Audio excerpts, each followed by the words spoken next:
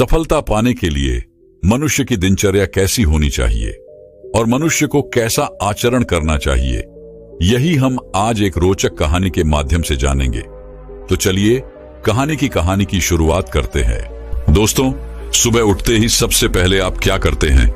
यह आपके पूरे दिन की एक मजबूत शुरुआत तय करता है। इस बात से कोई फर्क नहीं पड़ता कि आप एक विद्यार्थी हैं या फिर कोई कर्मचारी। सुबह की एक सही शुरुआत आपके भीतर उत्पादकता की कमी को दूर करता है, अर्थात प्रोडक्टिविटी बढ़ाता है। जैसे कि मान लीजिए, अगर आप एक विद्यार्थी हैं तो आप सुबह उठकर मन लगाकर पढ़ेंगे।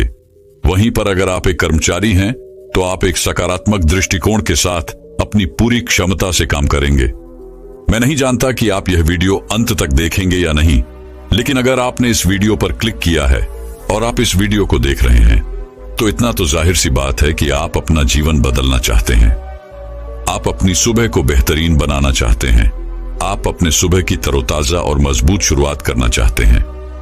वहीं पर यदि मैं आप लोगों से यह कहूं कि आपको सुबह उठना है, व्यायाम करना है या फिर ध्यान करना है, एक अच्छी सी किताब पढ़नी है और साथ ही एक गिलास पानी पीना है और ऐसे ही कई सारे काम, तो क्या आप इन आदतों को अपने जीवन में अपना पाएंगे? इसका जवाब है नहीं, क्योंकि अच्छी आदत तो हम सभी को पता होती है, लेकिन फिर भी हम चाहकर भी उन अच्छी आदतों को अपने जीवन में उतार नहीं पाते। और मैं जानता हूं कि आप में से हर कोई अपने जीवन में उन अच्छी आदतों को उतारना चाहता है, लेकिन वह उसके लिए कोई आसान और छोटा रास्ता ढूंढ रहा है। देखिए, मैं भी यह जानता हूं कि हम सभी अपने दिन की शुरुआत अच्छी करना चाहते हैं ताकि हमारा पूरा दिन अच्छा बीते, सकारात्मक बीते, लेकिन हम चाहकर भी अपने दिन की शुरुआत अच्छी नहीं कर पाते और दिन भी हमारा यूं ही बीत जाता है। हम में से अधिकांश लोग तो केवल तेजी से उठने के कारण ही अपना पूरा दिन यूं ही बर्बाद कर देते हैं, जिसके बाद उन्हें पछतावा होता है। वह ये सोचते रह जाते हैं कि काश मैं जल्दी उठा होता और मैंने अपने इस दिन की शुरुआत अच्छी तरह से की होती, तो आज का ये मेरा दिन बहुत अच्छा जाता। लेकिन क्या केवल सोचने मात्र से आपका ये दिन बेहतर हो सकता है? क्या आपने कभी इसके बारे में सोचा है? तो आज की जो कहानी मैं आपके लेकर आया हूं, इस कहानी के माध्यम से हम सुबह की कुछ ऐसी आदतों के बारे में जानेंगे जिन्हें अपनाकर आप अपने जीवन में एक अलग चमत्कार ला सकते हैं। अर्थात आप अपने जीवन को पूरी तरह से बदल सकते हैं और आपका हर एक दिन, हर एक सुबह पहले से कहीं ज्यादा बेहतरीन हो जाएगी। आपकी सुबह सकारात्मक होगी, जिस कारण आपका पूरा दिन बेहतर से बेहतरीन होने लगेगा और आप जैसे चाहेंगे आप अपना दिन वैसा बना सकते हैं। बहुत समय पहले की बात है, एक नगर में विजय नाम का एक व्यक्ति रहता था जो अपने जीवन में कुछ करना चाहता था। वह पैसा कमाना चाहता था, नाम कमाना चाहता था, लोगों के बीच अपनी पहचान बनाना चाहता था, लेकिन वह अपनी बुरी आदतों के कारण बहुत परेशान था। वह अपने इन बुरी आदतों को बदलना तो चाहता था, लेकिन वह चाहकर भी अपनी इन बुरी आदतों से पीछा नहीं छुड़ा पा रहा था। वह हर रोज देरी से उठता और उठते ही वह स्नान करता। उसके बाद वह नाश्ता करता। वह जल्दबाजी में अपने काम पर निकल जाता और अधिकांश ही वह अपने दफ्तर तक पहुंचने में देर कर देता, जिस कारण उसका मालिक उसे बहुत खरी खोटी सुनाया करता था और इसी वजह से उसका पूरा दिन भी बेकार हो जाया करता। वह दिन भर क्रोधित रहता, परेशान रहता, चिड़चिड़ा रहता और दूसरी तरफ जब वो शाम को थका हारा घर लौटता तो घर पर भी उसे तरह तरह के ताने सुनने को मिलते, जिस कारण वो बहुत परेशान रहने लगा था। वो बहुत चिंतित रहने लगा था। उसे कुछ भी समझ नहीं आ रहा था कि आखिर वह क्या करे, किस तरह से अपने इन बुरी आदतों से छुटकारा पाए, किस तरह से वह अपने जीवन में वह हासिल करे जो वो चाहता है। देखते ही देखते ऐसे ही कई दिन बीत गए और एक दिन जब वो अपने दफ्तर देरी से पहुंचा तो उसका मालिक पहले से ही क्रोधित था, जिस कारण उसने विजय को काम से निकाल दिया। अब विजय बेरोजगार हो चुका था और उसके पास इतने पैसे भी नहीं थे कि वह कुछ दिनों तक अपने घर का गुजारा कर सके और इसी कारण विजय अत्यधिक चिंता में था। वह एक वृक्ष के नीचे जाकर बैठ गया और अपने हालातों के बारे में सोचने लगा। तभी वहां से एक गुरु गुजर रहे थे। उन गुरु ने जब विजय को देखा तो वह उसकी मनोदशा समझ चुके थे। वह जान चुके थे कि विजय बहुत परेशान है, वह बहुत चिंतित है। वह गुरु विजय के पास पहुंचे और उन्होंने विजय से कहा, क्या बात है बेटा, तुम बहुत परेशान लग रहे हो। इस पर विजय जवाब देते हुए कहता है गुरुवर, मैं आपको क्या बताऊं, मैं अपनी बुरी आदतों के कारण बहुत परेशान हो चुका हूं।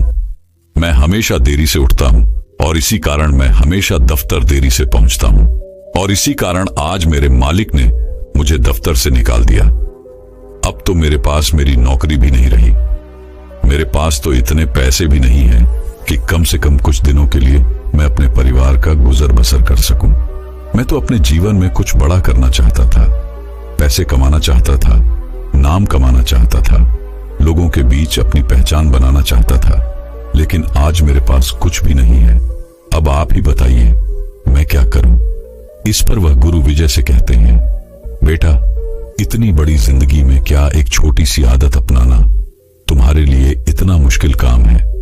अगर तुम कुछ अलग करना चाहते हो, कुछ बड़ा करना चाहते हो, अपना नाम कमाना चाहते हो, पैसा कमाना चाहते हो, तो याद रखो कि तुम्हें वह नहीं करना जो दुनिया कर रही है। तुम्हें तो कुछ अलग करना होगा। तुम्हें कुछ अलग करने की हिम्मत दिखानी होगी। ये जज्बा ही तुम्हें कुछ अलग पहचान दिलाएगा और तुम्हें उस मुकाम तक पहुंचाएगा जहां लोग आपको आपके नाम से नहीं बल्कि आपके काम से जानेंगे। और इसकी शुरुआत तुम्हें अपने उन आदतों से करनी होगी जिन आदतों के कारण तुम आज इतने परेशान हो, जिनके कारण आज तुम यहां पर हो। इस पर विजय कहता है गुरुवार, मैंने अपनी आदतों को बदलने की कोशिश की है। मैंने कई तरीके अपनाए, कई तरह की कोशिशें की, लेकिन मैं हर बार नाकामयाब रहा। मैं अपनी आदतों को नहीं बदल पाया और इसी वजह से तो आज मेरी यह हालात है। इस पर वह गुरुवर विजय से कहते हैं, क्योंकि बेटा, तुम वो कर रहे थे जो लोग कर रहे हैं। तुमने कुछ अलग करने की कोशिश ही नहीं की। तुम्हें जिसने जो बताया, तुमने वो तरीका अपना लिया। क्या तुमने इसे अपने जीवन में उतार कर देखा? क्या तुमने इसे अपने तरीके से अपना कर देखा? इस पर विजय कहता है, नहीं गुरुवर, मुझे जिसने जो भी बताया, जैसे भी बताया, मैंने उसे उसी तरीके से अपनाया, लेकिन फिर भी मैं उन्हें अपना ना सका। तभी वह गुरु कहते हैं, बेटा, आज मैं तुम्हें कुछ ऐसी आदतें बताने जा रहा हूं जो बहुत छोटी सी हैं, लेकिन तुम्हारे जीवन में बहुत बड़ा बदलाव लाने में सक्षम है।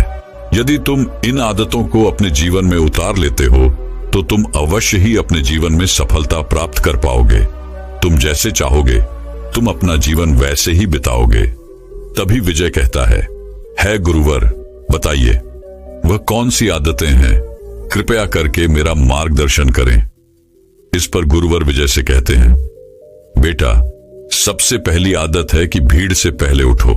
तुमने देखा होगा कि अधिकांश लोग 9 बजे, 10 बजे या फिर 11 बजे तक उठते हैं और ऐसे उनका आधा दिन तो यूं ही निकल जाता है।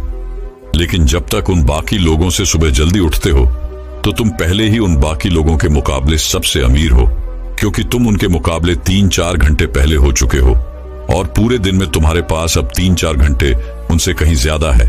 अर्थात अब तुम्हारे पास 3-4 घंटे अधिक समय है और इस समय का इस्तेमाल तुम अपने लक्ष्य को प्राप्त करने में लगा सकते हो। तभी विजय कहता है गुरुवर, आपने तो इतनी आसानी से कह दिया कि सुबह 5 या 6 बजे उठो, लेकिन मैं उठूंगा कैसे?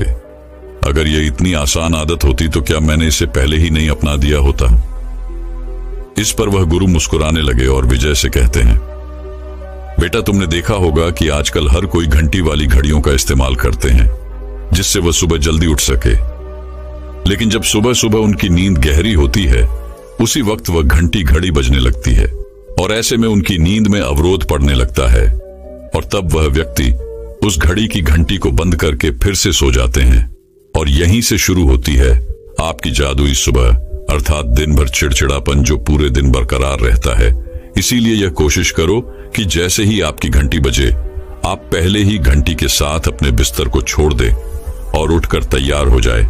इससे आपकी सुबह बेहतरीन हो जाएगी, आप तरोताजा महसूस करेंगे और इसी समय आपके भीतर सकारात्मकता का प्रभाव भी होगा, जिससे पूरे दिन आपका मस्तिष्क केवल सकारात्मक विचारों पर ही काम करता है। दोस्तों, विज्ञान के अनुसार भी सुबह इस समय में आपके भीतर एनर्जी का लेवल सबसे हाई होता है। विज्ञान भी यही कहता है कि सुबह जल्दी उठने से हमारे दिमाग पर तनाव कम पड़ता है और हमारा मस्तिष्क कुछ ऐसे हार्मोन्स छोड़ता है जिनके कारण हम दिन भर तनाव मुक्त रहते हैं और हमारा पूरा दिन खुशनुमा रहता है। हम पूरे दिन तरोताजा और अच्छा महसूस कर पाते हैं। लेकिन उसी के विपरीत जब हम देरी से उठते हैं तो इन हार्मोन्स की मात्रा पहले से अधिक होती है, जिससे आपके स्वास्थ्य पर भी बुरा प्रभाव पड़ता है। इसीलिए अक्सर आपने यह भी महसूस किया होगा कि जब आप देरी से उठते हैं तो अक्सर ही आप चिड़चिड़ा महसूस करते हैं, जिस कारण आपका पूरा दिन यूं ही वेस्ट हो जाता है और आप तरह तरह की उलझनों में फंसे रहते हैं। आपका मस्तिष्क तनाव में रहता है और आप कोई भी फैसला सही ढंग से नहीं ले पाते। इसलिए सुबह उठना बहुत जरूरी है।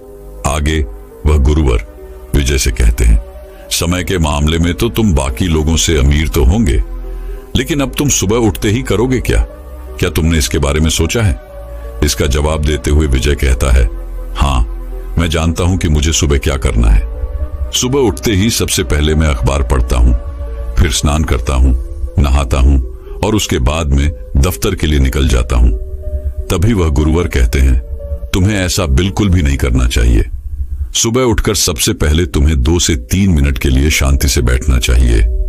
उसके बाद तुम्हें पूरे 1 गिलास पानी पीना चाहिए, क्योंकि रात भर तुम्हारे शरीर को पानी नहीं मिला होता, जिस कारण तुम्हारे शरीर में पानी की कमी होती है।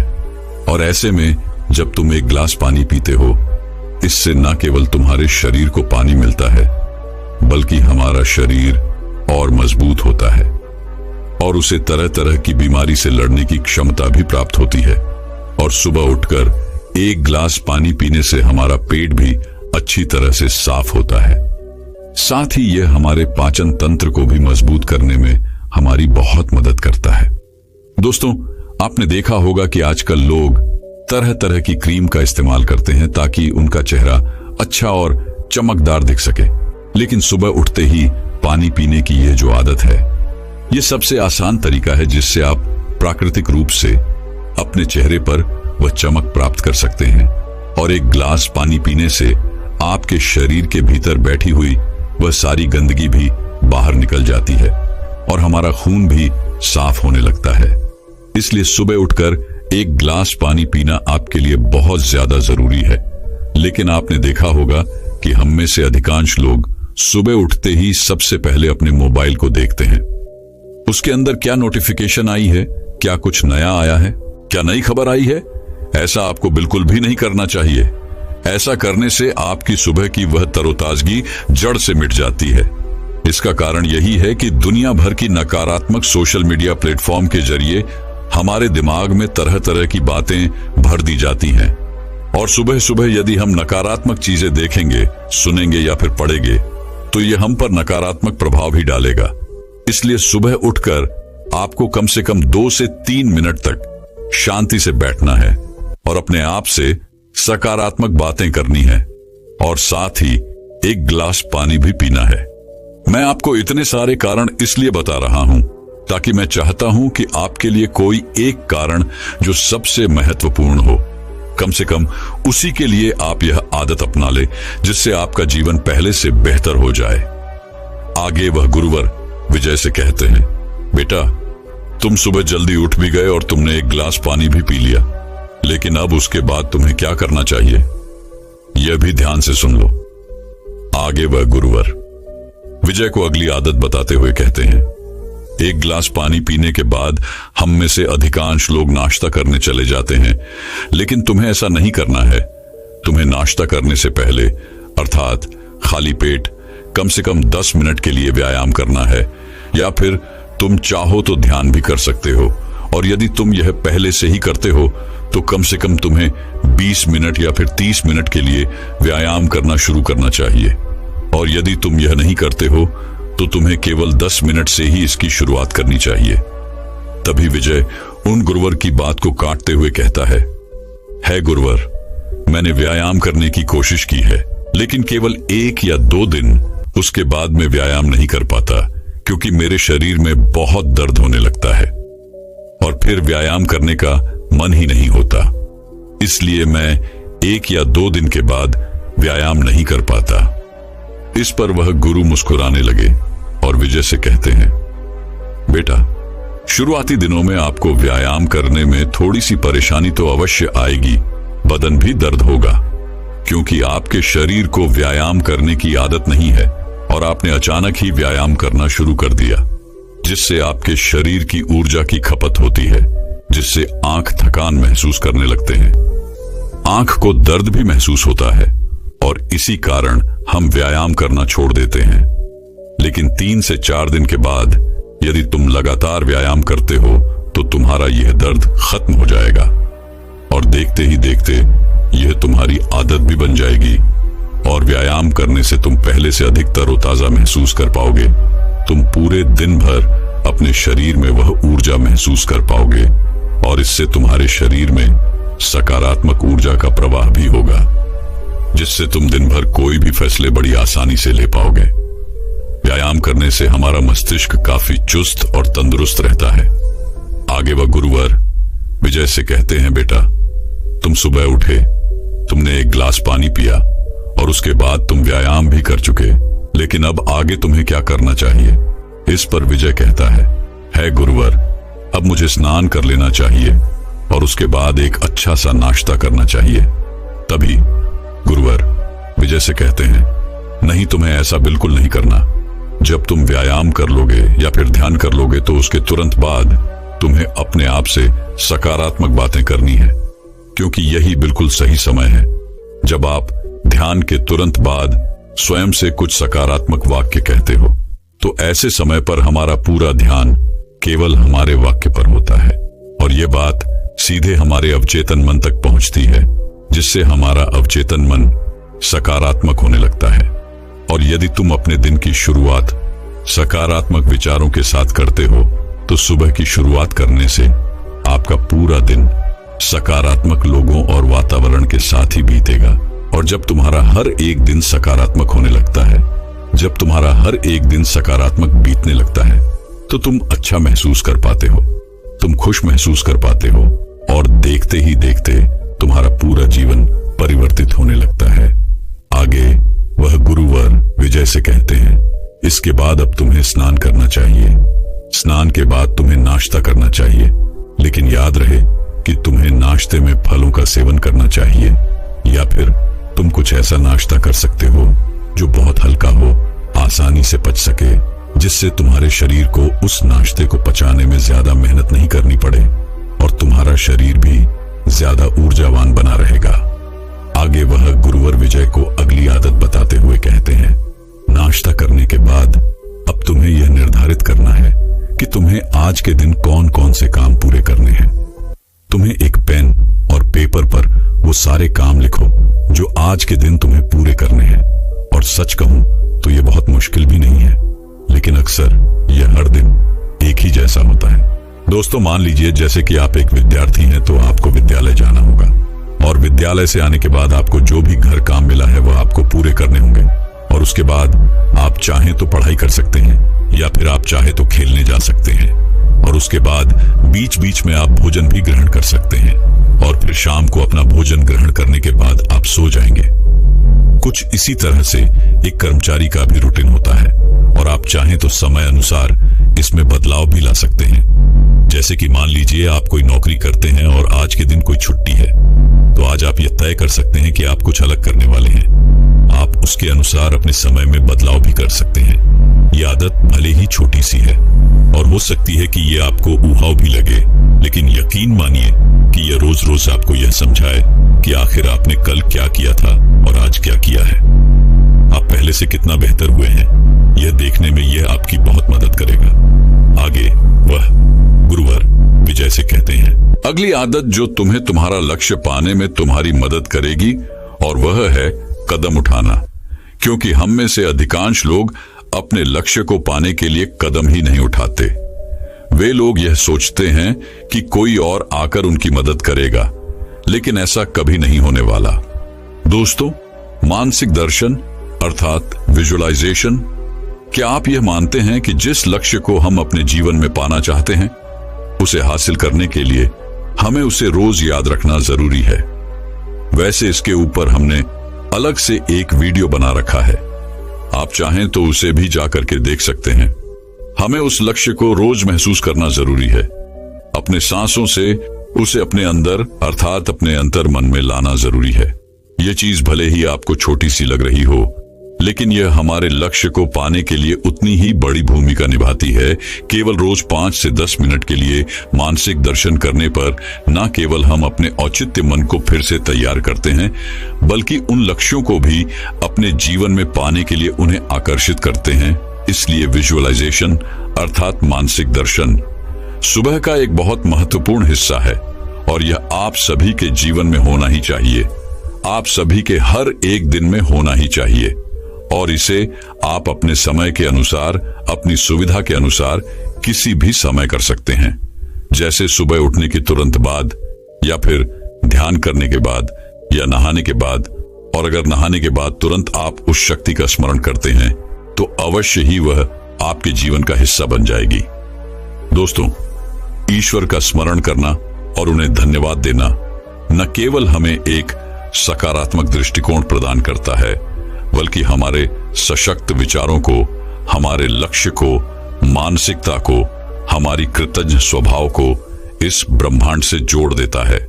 और जब आप उस शक्ति से जुड़ जाते हैं तो आपके पास पूरे दिन भर हर बड़ी से बड़ी चुनौती का सामना करने के लिए सकारात्मक दृष्टिकोण होता है, यानी एक ऐसी मानसिकता जो किसी भी समस्या का सामना करने में पूरी तरह से सक्षम होती है। इसलिए यह भी बहुत जरूरी है कि आप उस शक्ति को याद करें और उसके प्रति कृतज्ञता व्यक्त करें।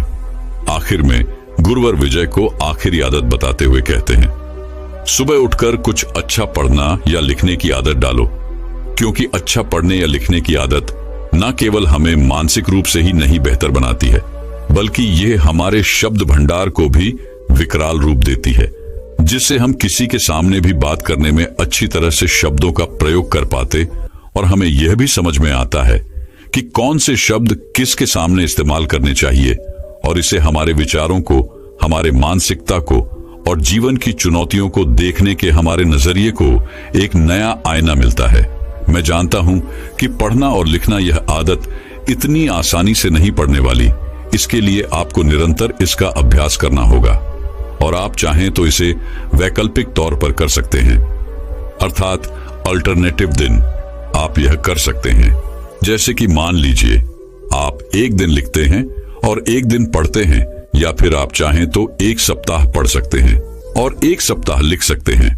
और लिखने में आप चाहें तो आप अपने लक्ष्य के बारे में लिख सकते हैं, आप सकारात्मक वाक्य लिख सकते हैं, सकारात्मक बातें लिख सकते हैं, जिससे हमारी मानसिकता को बदलने में बहुत मदद मिलती है, जिससे हमारी सोच में परिवर्तन भी आता है और हम सकारात्मकता की ओर आगे बढ़ने लगते हैं और हम सकारात्मक कदम उठाने लगते हैं। आगे वह गुरुवर विजय से कहते हैं, बेटा ये सभी आदतें आपको भीड़ से अलग बनाती हैं, जिससे तुम्हें गजब का आत्मविश्वास भी झलकने लगता है। यदि तुम किसी भी व्यक्ति के सामने मजबूती से अपनी बात रखने की क्षमता हासिल कर लेते हो तो वह तुम्हारी बात अवश्य सुनेगा। इन सभी आदतों के कारण तुम स्वयं के अंदर वह आत्मविश्वास, वह जज्बा महसूस कर पाते हो, जिससे तुम किसी भी लक्ष्य को हासिल करने के लिए प्रेरित रह पाते हो।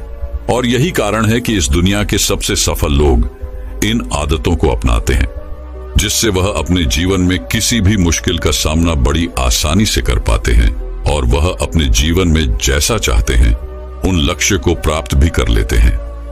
इतना कहकर वह गुरुवर शांत हो गए और अपने मार्ग में आगे की ओर बढ़ चले। विजय वहीं पर बैठा हुआ था और उन गुरु की सारी बातों के बारे में सोच रहा था, विचार कर रहा था, और उसे यह भी समझ में आ चुका था कि वह अब तक क्या गलतियां कर रहा था, वह क्यों अब तक अपने लक्ष्यों से इतना दूर है। उसने अगले दिन से ही उन गुरु की सभी बातों को अपने जीवन में उतारना शुरू कर दिया और देखते ही देखते उसका पूरा जीवन बदलने लगा। दोस्तों, यदि आप भी अपने जीवन में कुछ बड़ा हासिल करना चाहते हैं, कुछ अलग पाना चाहते हैं, तो आपको भी यह आदतें अपनानी चाहिए।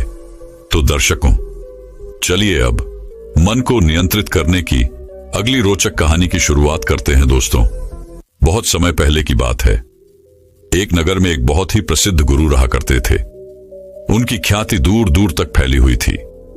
उनके पास लोग दूर दूर से आया करते थे। एक दिन वह अपने शिष्यों को कुछ उपदेश दे रहे थे। वह कह रहे थे, हमारा मन बहुत शक्तिशाली है, इसकी शक्ति अपार है। जिसने भी अपने मन पर नियंत्रण पा लिया वह अपने जीवन में कुछ भी पा सकता है। अपने मन का इस्तेमाल करके तुम वो सब कर सकते हो, तुम वो सब पा सकते हो जो तुम चाहते हो, और इसमें तुम्हें कोई नहीं रोक सकता। वहां पर उपस्थित सभी शिष्य उन गुरु की सारी बातें ध्यानपूर्वक सुन रहे थे। तभी एक शिष्य खड़ा हुआ और उसने उन गुरुवर से कहा, एच गुरुवर, आखिर यह मन क्या है? हम कौन हैं? और इस ब्रह्मांड में हमारा अस्तित्व क्या है? इस पर गुरु मुस्कुराने लगे और अपने उस शिष्य से कहते हैं, तुम कौन हो? पहले तुम मुझे यह बताओ। इस पर मनुष्य कहता है, हे गुरुवर, मैं एक लड़का हूं। मैं आप ही के साथ इसी आश्रम में रहता हूं। मेरा नाम पृथ्वी है और मैं आपका एक शिष्य हूं। इस पर वह गुरु अपने उस शिष्य से कहते हैं, ठीक है, मैं ये समझ गया कि तुम्हारा नाम पृथ्वी है और तुम मेरे साथ मेरे आश्रम में ही रहते हो। तुम मेरे एक शिष्य हो, लेकिन यह तो तुम्हारा शरीर है जो हमें इस दुनिया में दिखाई दे रहा है, लेकिन आपके भीतर जो आपके शरीर को चलाने वाली शक्ति है वह तो दिखाई नहीं देती, और शरीर को चलाने वाली चैतन्य शक्ति को ही हम आत्मा कहते हैं। तभी मनुष्य एक बार फिर उन गुरुवर से कहता है, हे गुरुवर, यह आत्मा क्या होती है? इस पर वह गुरुवर अपने शिष्य के इस सवाल का जवाब देते हुए कहते हैं, भंते, आत्मा हमें दिखाई नहीं देती, हम उसे केवल महसूस कर सकते हैं। ठीक उसी तरह जिस तरह यह हवा जिसे हम देख नहीं सकते लेकिन इसे हम महसूस जरूर कर सकते हैं। दोस्तों, ठीक उसी तरह से बिजली भी है।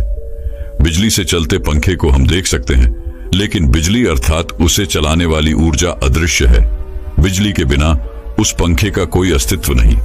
आगे वह गुरु अपने शिष्य से कहते हैं, ठीक इसी प्रकार हमारी आत्मा जब हमारे शरीर को छोड़कर चली जाती है तो हमारे शरीर का कोई अस्तित्व नहीं रह जाता। हमारा अस्तित्व वहीं पर समाप्त हो जाता है, जिसे हम मृत्यु कहते हैं। तभी मनुष्य एक बार फिर से खड़ा होता है और उन गुरुओं से कहता है, आप तो हमें मन के बारे में बता रहे थे, फिर आखिर हमारे मन और हमारी आत्मा का क्या संबंध है? इस पर वह गुरु कहते हैं, अपने शिष्य को समझाते हुए कहते हैं, भंते, हमारी आत्मा 3 काम करती है, मन, बुद्धि और संस्कार।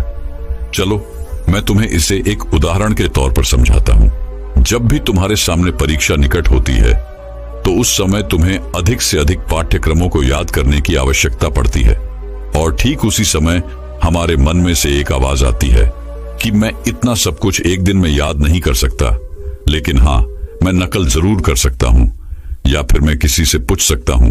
ठीक इसी प्रकार हमारे मन में कई प्रकार के विचार उत्पन्न होने लगते हैं, और जब आप इन सब विचारों को पढ़कर किसी एक विचार पर निर्णय लेते हैं, अर्थात किसी एक विचार पर संकल्प लेते हैं, तो इसी फैसले को बुद्धि कहते हैं।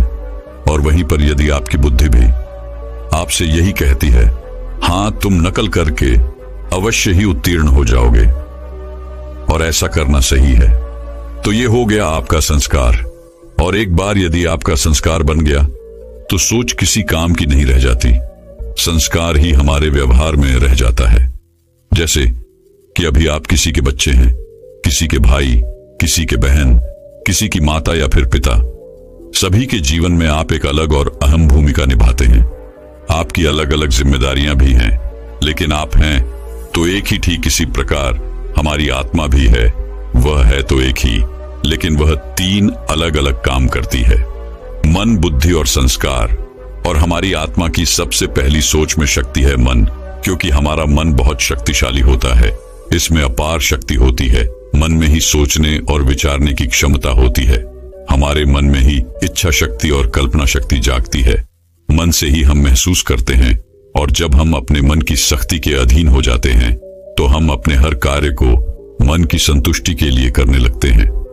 जो कार्य सरल होता है उसे तो हम बड़ी आसानी से कर लेते हैं, लेकिन जो भी कार्य थोड़ा सा भी मुश्किल होता है, जिन्हें पूरा करने में हमें थोड़ी मेहनत करनी पड़ती है, उसके लिए हमें एक सशक्त विचार और मजबूत संकल्पनाओं की आवश्यकता पड़ती है।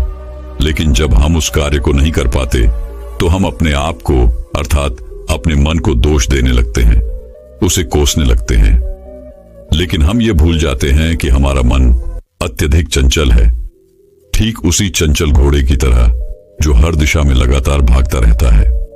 मन उस जिद्दी बच्चे की तरह होता है जो किसी की बात नहीं मानता और अंततः उसे जो चीज चाहिए वह उसे हासिल करके ही रहता है।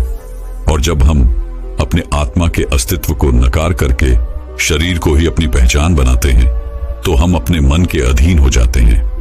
इतना ही नहीं, हम अन्य व्यक्तियों के मन को लुभाने वाले वस्त्रों और तरह तरह की चीजों का आचरण भी करने लगते हैं। तभी मनुष्य उन गुरुवर से कहता है, हे गुरुवर, तो क्या केवल हमारे मन हमें केवल भटकाने का ही कार्य करता है? क्या इसका और कोई कार्य नहीं? इस पर वह गुरु कहते हैं, उस शिष्य से कहते हैं, भंते हमारे मन का दूसरा पहलू भी है। हमारा मन अन्य शक्तियों और संभावनाओं का भंडार है। जब से इस ब्रह्मांड की उत्पत्ति हुई है तब से ही हमारा मन भी है और यह नश्वर है, अर्थात इसे कभी मारा नहीं जा सकता। यह एक शरीर छोड़कर दूसरे शरीर में बस जाता है और जब हम यह महसूस कर पाते हैं कि हमारा अस्तित्व इस नश्वर शरीर से कहीं आगे है, तब हम यह भी समझ पाते हैं कि हमारी आत्मा इस ब्रह्मांड का एक अंश है। हम अपने मन के अनंत शक्ति को महसूस कर पाते हैं। इस दुनिया में जन्म लेने वाले महान वैज्ञानिक और बड़े से बड़े लोग भी अपने मन का केवल 15% हिस्सा ही इस्तेमाल कर पाए हैं और जब केवल 15% शक्तियां हासिल करने के बाद भी वह अपना नाम अमर कर गए। तो जरा एक बार के लिए अंदाजा लगाइए कि अगर आपने अपने मन का 100% इस्तेमाल कर लिया तो आप किस प्रकार की संभावनाओं को हासिल कर सकते हैं। एक औसत व्यक्ति अपने मन का केवल 5% हिस्सा ही इस्तेमाल कर पाता है और बची हुई सारे 95% शक्तियां हमारे मित्र के साथ ही यूं ही व्यस्त हो जाती हैं। हमारे मन में हर रोज हजारों विचार जन्म लेते हैं और जब वैज्ञानिकों ने जब हमारे मन पर शोध की तो उन्हें पता लगा कि ये मुख्य 4 प्रकार के होते हैं, जिनमें सबसे पहला है सकारात्मक विचार। लेकिन इनकी मात्रा बहुत कम होती है। जो भी व्यक्ति सकारात्मक विचार रखता है वह जीवन में कुछ भी हासिल कर सकता है। वह हमेशा खुश और आनंदित रहता है। वह किसी भी बड़ी से बड़ी समस्या या परिस्थितियों का सामना करने में सक्षम होता है। अगला है नकारात्मक विचार। इसमें बुराई, कमजोरी और विकृत मानसिकता वाले विचारों का समावेश होता है। ऐसे व्यक्ति हमेशा एक दूसरे से शिकायत करते रहते हैं। वह एक दूसरे से जलते हैं, ईर्ष्या करते हैं और वह अपने जीवन में कभी कुछ हासिल नहीं कर पाते। तीसरा है आवश्यक विचार। ये ऐसे विचार होते हैं जो हमारे दिनचर्या से संबंधित होते हैं, जैसे आज मुझे इस काम को इतने समय पर पूरा करना है, आज मुझे इतने सारे काम करने हैं, इन लोगों से मिलना है, इनसे बातें करनी है, मुझे ये करना है, मुझे वो करना है।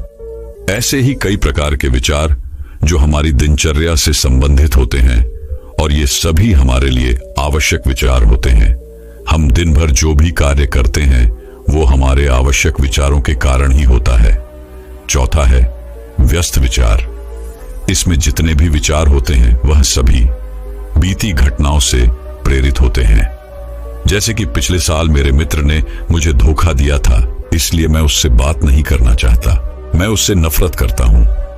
इन विचारों में हम व्यक्त कर ही दुख लेते हैं, सुनी सुनाई बातों के बारे में सोचते रहते हैं और मन ही मन परेशान होकर अलग अलग विचार सोचते रहते हैं।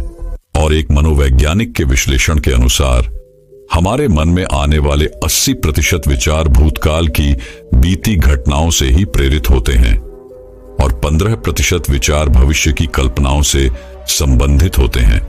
जैसे मैं भविष्य में यह करूंगा, यदि मैं ऐसा करूंगा तो मुझे वैसा मिलेगा, मैं यह करूंगा, मैं वह करूंगा, मुझे ये मिलेगा, मुझे वो मिलेगा।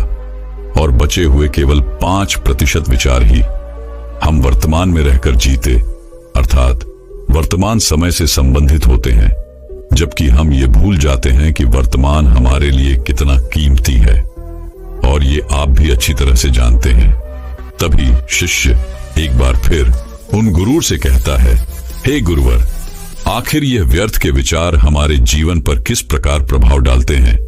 इसका जवाब देते हुए वह गुरुवर अपने उस शिष्य से कहते हैं, भंते, जब हम अपने विचारों को अपनी बौद्धिक शक्ति से खुद पर हावी कर लेते हैं तो यह हमारे संस्कार बन जाते हैं और यही संस्कार हमारे व्यवहार में भी झलकता है और यही हमारे जीवन में घटने वाली घटनाओं का निर्धारण भी बनता है।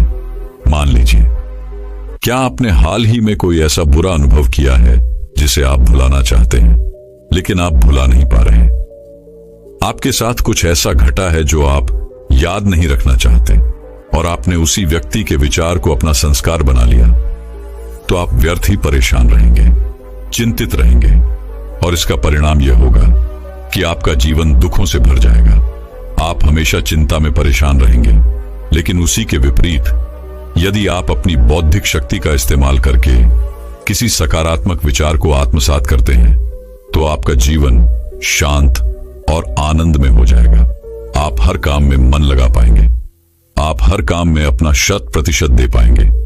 इसलिए यह हम पर निर्भर करता है कि हम अपने मन को अपना सबसे अच्छा दोस्त बनाना चाहते हैं या दुश्मन, क्योंकि जैसे हमारे मन के विचार होंगे वैसे ही हमारी भावनाएं और व्यवहार भी होगा और फिर वैसा ही हमारा जीवन भी होगा, क्योंकि हमारे विचार के आधार पर ही हमारे मन की मान्यताएं निर्मित होती हैं और जैसी मान्यताएं होती हैं वैसा ही हमारा जीवन भी होता है, क्योंकि हमारे मन में उठने वाले विचार एक बीज की तरह है। जैसे विचार हम अपने मन में बोते हैं वैसे ही हमें फल भी मिलते हैं। यदि आप सकारात्मक विचारों के बीज मन में बोएंगे तो आपका जीवन सकारात्मकता से भर जाएगा। फलस्वरूप आप खुश और आनंदित रहेंगे। आप किसी भी परिस्थिति का सामना करने में सक्षम होंगे। सकारात्मकता हमारे भीतर शक्ति का संचार करता है, जबकि नकारात्मक विचार हमारे मानसिक शक्तियों को कमजोर कर देता है, जिस कारण हम अधिकांश थकान और आलस महसूस करते हैं और हम अपने लक्ष्य की तरफ भी आगे नहीं बढ़ पाते। और ऐसे अधिकांश व्यक्ति अपने जीवन में कभी कोई लक्ष्य निर्धारित तक नहीं करते, जिस कारण उनका पूरा जीवन यूं ही व्यर्थ हो जाता है। वह अपना पूरा जीवन बिना किसी लक्ष्य के जीते हैं। आगे वह गुरु अपने शिष्य को आत्मा का दूसरा काम बताते हुए कहते हैं, हे भंते, दूसरी शक्ति है बुद्धि। हमारे मन और बुद्धि का एक दूसरे से बहुत गहरा संबंध है और इन 3 शक्तियों में बुद्धि सबसे महत्वपूर्ण है। इसी को हम अंतरात्मा की आवाज भी कहते हैं, क्योंकि यह कभी गलत नहीं होती, केवल आवश्यकता है तो इसे सुनने की। हमारी बुद्धि के पास 2 शक्तियां होती हैं, विवेक और स्वतंत्रता। जब हम विवेक से किसी विचार के बारे में सोचते हैं तो हम यह समझ पाते हैं कि वह सही है या गलत और हम उस पर एक सही निर्णय ले पाते हैं।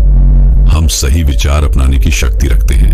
हमारी बुद्धि को विवेक और स्वतंत्रता इसलिए दी गई है ताकि हम अपने हर काम को स्वतंत्रता पूर्वक तथा विवेकपूर्ण होकर अपने काम कर सके, जिससे हम अपने कर्म के प्रति स्वयं उत्तरदायी हों, ना कि ईश्वर, क्योंकि ईश्वर कभी भी हमारे कदमों में दखलंदाजी नहीं करते।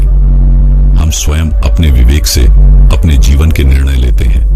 हम अपनी बुद्धि के विवेक से ही सही और गलत का फैसला करते हैं और जब हमारी बुद्धि किसी बात को लेकर अपनी अंतरात्मा को परखती है, उसका विश्लेषण करती है, तो वह हर बात का वास्तविक फैसला कर पाती है।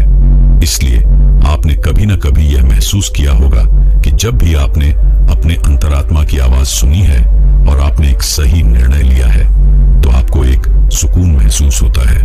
और इसी के विपरीत जब आप अपने अंतरात्मा की आवाज नहीं सुनते और कोई गलत निर्णय लिए बैठते हैं, तब आप अंदर ही अंदर ग्लानि से भर जाते हैं और तब हमारी अंतरात्मा हमें एक कचोटने लगती है, जिससे हमारा आत्मविश्वास डगमगाने लगता है और हम जीवन के छोटे से छोटे और बड़े से बड़े फैसले लेने में भी कतराने लगते हैं। तब हमारे भीतर तनाव उत्पन्न होने लगता है, चिंता बढ़ने लगती है और हर एक दिन हमारी क्षमताएं भी कमजोर बढ़ने लगती हैं, जिस कारण हमारे जीवन में दुख बढ़ने लगता है। हम अपने भीतर एक तनाव महसूस करते हैं और ये तनाव हमारी थकान और आलस का कारण बन जाता है। हम देखते ही देखते चिड़चिड़े होने लगते हैं। छोटी छोटी बातों पर हम नाराज होने लगते हैं, परेशान होने लगते हैं। और इसका कारण है कि धीरे धीरे हम खुद को अपनी आत्मा से अलग समझने लगे हैं, क्योंकि हमने अपना अस्तित्व अपने शरीर तजक ही सीमित कर दिया है और अपनी बुद्धि को हम आध्यात्मिक से बहुत दूर ले जा चुके हैं। और यही कारण है कि हम अपनी बौद्धिक शक्ति भी खोते जा रहे हैं और हम अपनी बुद्धि का विवेक भी धीरे धीरे करके खो रहे हैं। लेकिन आप चाहें तो आध्यात्मिक और ध्यान की मदद से अपनी खोई हुई बुद्धि अर्थात विवेक को फिर से वापस ला सकते हैं। लेकिन अब आप कहेंगे कि हमारे पास तो समय ही नहीं है, तो इसका बहुत ही सीधा सा जवाब है, समय किसी के पास नहीं होता, लेकिन आप चाहें तो अपने लिए समय जरूर निकाल सकते हैं। सुबह सुबह आप योगा आभास कर सकते हैं, ध्यान कर सकते हैं, अपनी बुद्धि को विवेक और स्वतंत्रता का उपहार दे सकते हैं और अपना जीवन खुशी और खुशहाली से भर सकते हैं। अपना जीवन असंख्य सकारात्मक भावनाओं से भर सकते हैं। जब हम सुबह सुबह ध्यान करते हैं तो इससे हमारी आत्मा भी सकारात्मक ऊर्जा से भर जाती है। खुद के साथ हम एक जुड़ाव महसूस कर पाते हैं। दिन भर हम एक ऊर्जा महसूस कर पाते हैं जिससे हम खुश रह पाते हैं, आनंदित रह पाते हैं और दिन भर हम अपने भीतर आत्मविश्वास महसूस कर पाते हैं।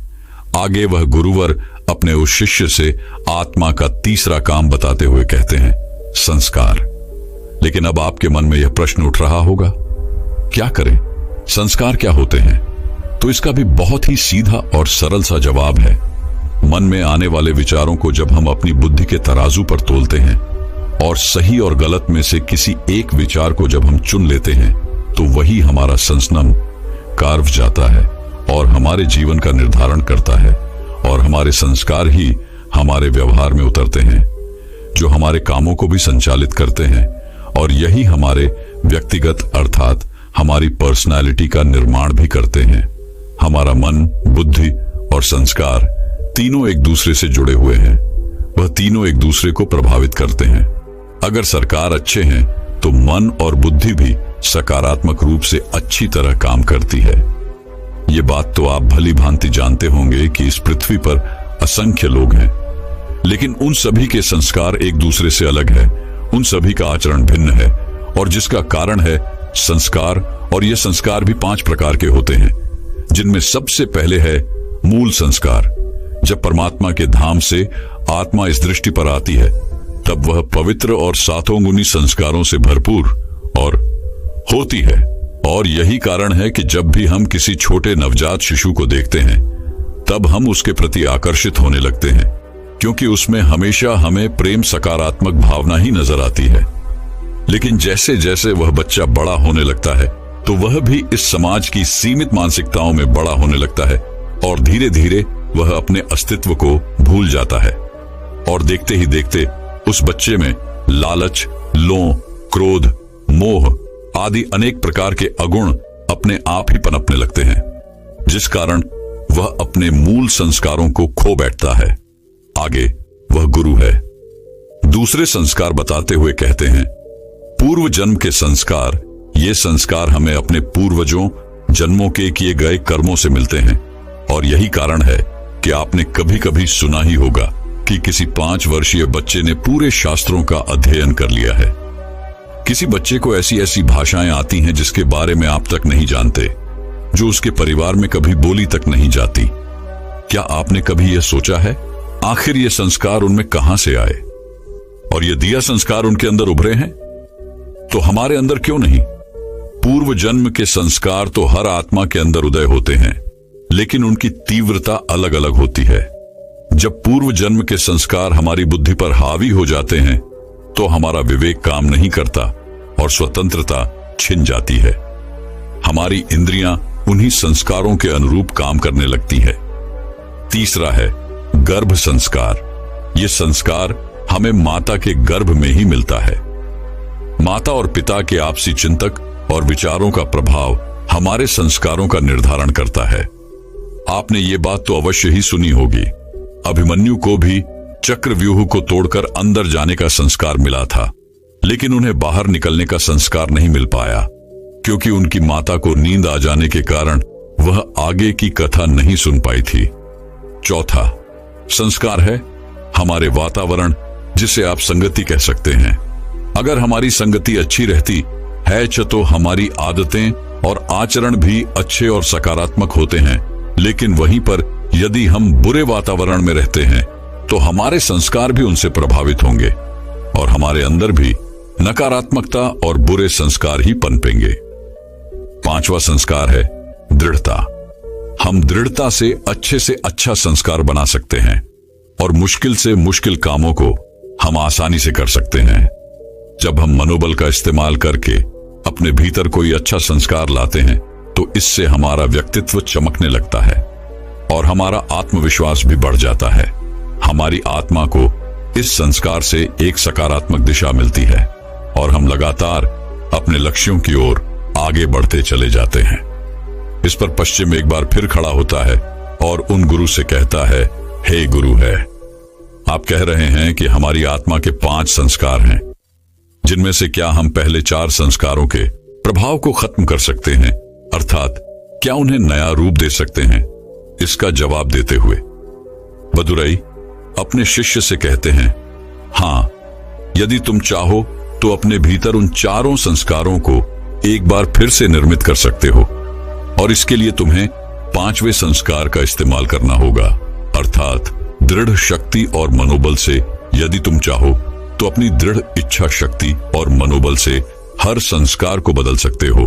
दृढ़ता की यह शक्ति हर व्यक्ति में होती है, लेकिन आवश्यकता है तो केवल इसे जागृत करने की, और इसके लिए हर एक व्यक्ति को एक सकारात्मक संकल्प की आवश्यकता पड़ती है, क्योंकि आपका यही एक दृढ़ संकल्प आपको आपकी आत्मा से जोड़ देगा, जिससे आप अपने भीतर उन 4 संस्कारों को, अर्थात अपनी क्षमताओं को जैसा चाहें पैसा रूप दे सकते हैं। और इसे ही हम आत्मिक ऊर्जा कहते हैं। इसका इस्तेमाल करके तुम अपने जीवन को एक नई दिशा दे सकते हो। तुम जैसा चाहो वैसा पा सकते हो। तुम जो भी लक्ष्य चाहो उसे हासिल कर सकते हो। बस इसके लिए तुम्हें अपनी दृढ़ इच्छा शक्ति को और मजबूत करना होगा और उस पर कायम रहना होगा। इतना कहकर वह गुरुवर शांत हो गए और शिष्य भी अच्छी तरह समझ चुका था कि आखिर उसे क्या करना है, वह किस तरह से इन सभी शक्तियों का इस्तेमाल करेगा और अपने जीवन में अपने लक्ष्य को हासिल करेगा। दोस्तों, मैं उम्मीद करता हूं कि यह कहानी सुनने से आपके जीवन में अच्छे बदलाव आए होंगे। आपको इस वीडियो से क्या सीखने मिला, ये कमेंट करके जरूर बताएं और अपने परिवार, दोस्तों या आपके करीबी इंसान के साथ ये कहानी शेयर करके उन्हें भी इस ज्ञान से परिचित करवाएं। बाकी अगर आपको यह वीडियो दिल से अच्छी लगी हो तभी इस वीडियो को लाइक कर देना, और आपने अब तक इस चैनल को सब्सक्राइब न किया हो तो चैनल को सब्सक्राइब भी जरूर कर देना। आपका हर दिन शुभ हो और खुशियों से आपका जीवन भरा रहे। धन्यवाद। नमो बुद्धाय।